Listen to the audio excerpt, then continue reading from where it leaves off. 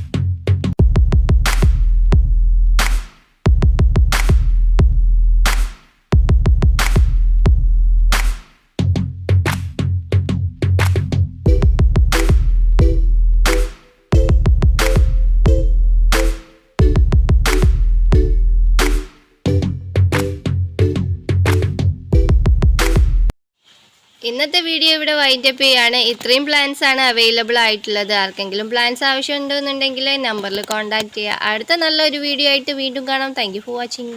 By.